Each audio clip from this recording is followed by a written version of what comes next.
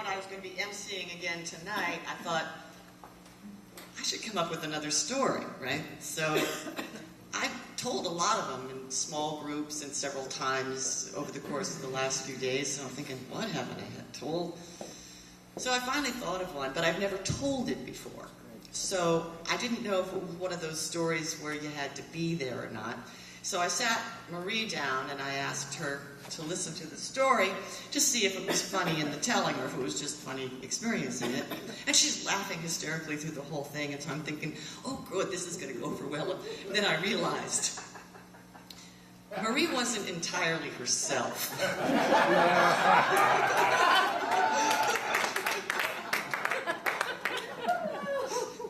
So, bear with me.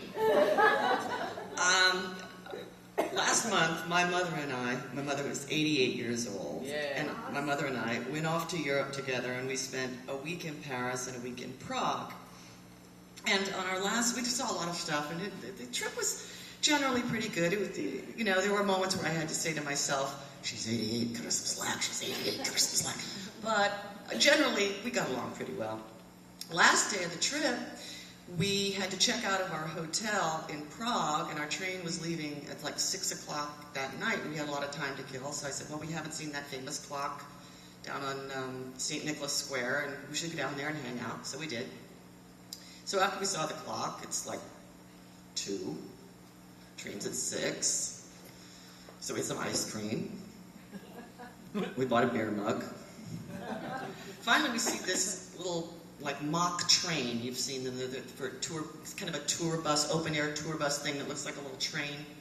And I said, Mom, how about we get on that and just go around and see some of the things from the outside that we didn't get a chance to see. And they have this little recorded thing where you pull up to a place of interest. It tells you all about it. But in between times, it's just silence. And there were only 6 people on the train. There was my mother and I, and another couple sitting in front of us, a young man who spoke English and a young woman who spoke only German. And then way at the back of the train, there were these 2 old British guys. And their voices just carried straight through the train so that we could hear every word they said. And they had that same accent, like, that autistic savant piano player from Britain, with the blind one, you know how he talks? Yes. They talk just like that. So we're listening to their conversation because we can't help it. And it goes like this. I enjoyed that. Did you enjoy that?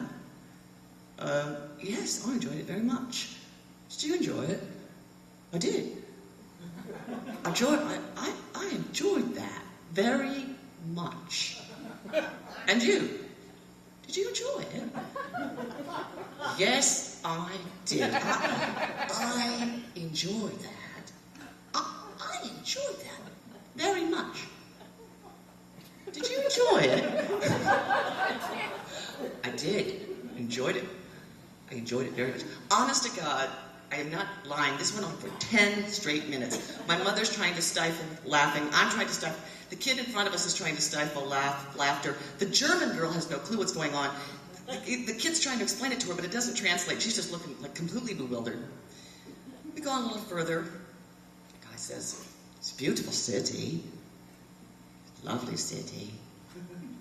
Beautiful city. Lovely buildings. Beautiful city. Lovely architecture. Beautiful city. Isn't it a beautiful city? It's got lovely art. Beautiful city. Lovely, lovely, lovely, lovely, lovely. Beautiful city. Beautiful buildings. Isn't it a beautiful city? It's the foul, stinking, disgusting city. I lost it. My mother loses it. The kid in front of the poor German girl has no clue what's going on. And we're laughing, and we're just hoping they don't know what we're laughing at. We can't turn around to see what they really look like because we're afraid they'll know that we're laughing at them. So we're losing it, right? So we're a little further on. Conversation changes a little bit. Do you believe in the resurrection? Well, no. Well, if you believe that, believe anything.